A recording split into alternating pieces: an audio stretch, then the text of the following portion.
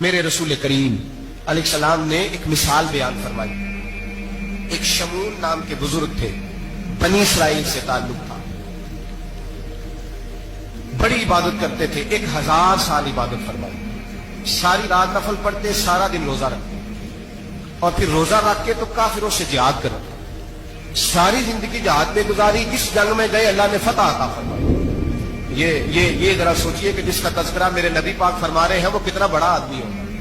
ولی اگرچہ بنی اسرائیل کے تھے لیکن اتنا زبردست ان کا جہاد کرنے کا طریقہ تھا، بڑا جہاد کیا، بڑی انہوں نے، کافر بڑے پریشان تھے کہ بندہ قابو نہیں آتا، بڑی دور تک بات گئی، بڑی جدوجہد کی، لیکن حضرت شمون علیہ رحمہ بنی اسرائیل کے ولی تھے، قابو نہ آئے. آخر ان کی بیوی کو خریدا. اور یہ ایک دو مثالیں بیویوں کی آ گئی ہیں، خامد بھی بکتے ہیں، یاد رکھنا، بھائی بھی بکتے ہیں. اللہ ماشاءاللہ جب تو بکنے پہ آتا ہے تو پھر وہ اپنے معیار کو قائم نہیں رکھتا، پھر لوگ گر جاتے ہیں معیار سے. بیوی کو خریدا، کہنے لگے تو نے اس کے ساتھ رہ کہ کیا وقت گزارا ہے؟ کہنے لگی کوئی سکھ نہیں پایا، ایک وقت روٹی ایک وقت کی بھوک، درویشی کا درس دیتا ہے، کچھ بھی نہیں ملا. حضرت شمون علیہ رحمہ کی بیوی جب خریدی گئی، کہنے لگے جب یہ چونکہ یہ کم سوتے ہیں اور جتنی دیر سوتے ہیں گہری نیند سوتے ہیں، جب گہری نیند سو جائے تو رسیوں کے ساتھ جکڑ دینا. امام غزالی علیہ رحمہ نے اس کو لکھا ہے، رسیوں کے ساتھ جکڑ دیا بیوی نے. حضرت شمون اٹھے نہ تو اپنے آپ کو رسیوں سے بندھا ہوا دیکھا، اللہ اکبر کہا، جب اللہ اکبر کہا تو ساری رسیاں ٹوٹ گئی. بیوی سے کہنے لگے تو نے کیوں باندھا؟ اس نے پھر دھوکہ دیا. کہنے لگی ہر جنگ میں لوگ آ کے بتاتے تھے تیرا خاوند بڑا دلیر ہے، میں نے کہا میں بھی دیکھوں کتنا دلیر ہے. سارے ایک نیا رنگ، ایک نیا روپ، ایک نیا طریقہ، تو میں نے تو آزمایا ہے.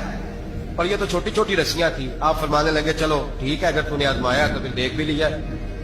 کچھ دنوں کے بعد اس نے زنجیروں سے باندھ دیا، لوہے کی زنجیروں سے. اٹھے تو بندھا ہوا پایا، اللہ اکبر کا تو زنجیریں بھی ٹوٹ گئیں. فرمانے لگے یہ تو نے کیا کیا؟ کہنے لگی دیکھنا چاہتی تھی، کچی رسیاں تو توڑ لیتے ہو، زنجیریں بھی ٹوٹتی ہیں کہ نہیں؟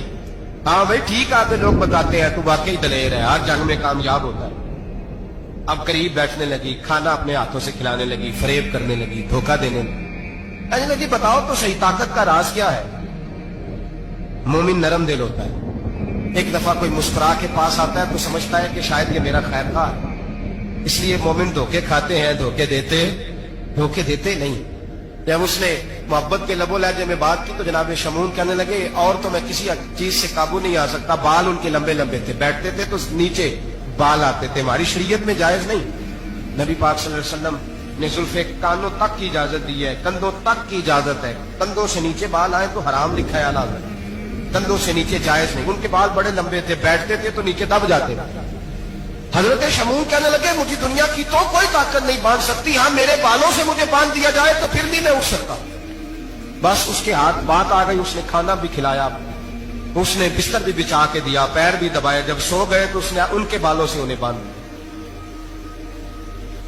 اور کافروں کو جا کے بتایا کہ آج نہیں کھل سکے گا. جب اٹھے تو بندھا ہوا دیکھا، بیوی کی طرف دیکھا، کہا تجھے خیال نہیں آیا کھول دے؟ کہنے لگی ساری زندگی غربت دی تو نے، یہ دیکھ مجھے ہیرے ملے ہیں، کنگن ملے ہیں، یہ دیکھ میرے کانوں میں ہیرا، سونا چاندی، ہر چیز، چل جا، تیرا کیا کرنا ہے؟ ساری رات عبادتیں، سارا دن تو ذکر فکر اور جہاد میں گزار دیتا. دھوکہ دیا. ان کافروں نے آ کے ستون کے ساتھ چارپائی اٹھائی اور ستون کے ساتھ کھڑی کی، پھر رسیوں اور زنجیروں سے باندھا. اللہ کے ولی کا سب سے پہلے ناک کاٹا، پھر تلوار کے ساتھ کان کاٹے، پھر آنکھیں نکالی. جب زبان کاٹنے لگے تو انہوں نے اللہ کو آواز دی، کہا میرے مولا میں کوئی لاوارث ہوں کہ کوئی مجھے دھوکہ دے اور اس انداز میں قتل کر دے؟ مولا میں دھوکے کھاتا رہا، میں کوئی لاوارث تو نہیں. جب یہ دعا فرمائی تو پھر بجلی چمکی، پھر اللہ کا قہر برسا. امام غزالی فرماتے ہیں وہ کافر جو آئے تھے وہ جلے، اس طرح جلے کہ ان کی ہوا بھی اڑ گئی. اب وہ بیوی دوڑی آئی اور پیروں میں بیٹھی، کہنے لگی بخش دو. آپ فرمانے لگے ساری زندگی میں تیرے دھوکے کھاتا رہا، اب اللہ کی لاٹھی چلنے لگی ہے، اس کی آواز نہیں ہوتی، اب تو خدا کے حوالے ہے. پیروں سے آگ چلی. کہنے لگے وہ دیکھنا سونے سے کہہ تجھے بچائے، وہ جو تیرے ہاتھوں میں ہیرے کے کنگن ہیں انہیں کہہ تیری حفاظت کرے. اب وہ جو تیرے کانوں کے اندر سونے چاندی کی بالیاں اور کانٹے اور جھومر ہیں اس کو کہہ تجھے نجات دلائے. جلتی رہی، تڑپتی رہی، چیختی چلاتی رہی، اور اس طرح چیخی کہ وہ خاک بنی.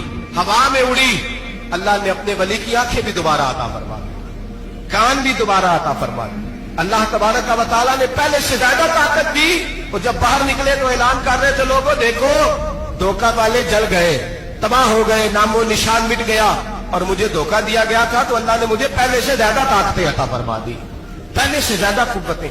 دھوکہ نہ دیں، فریب نہ کریں، جو آپ کسی کو دے رہے ہیں۔ اور میرے محبوب علیہ الصلوۃ والسلام کی ایک حدیث تو یہ بتاتی ہے جو دنیا میں دھوکہ دے گا دنیا میں ہی اس کا نقصان اٹھائے گا۔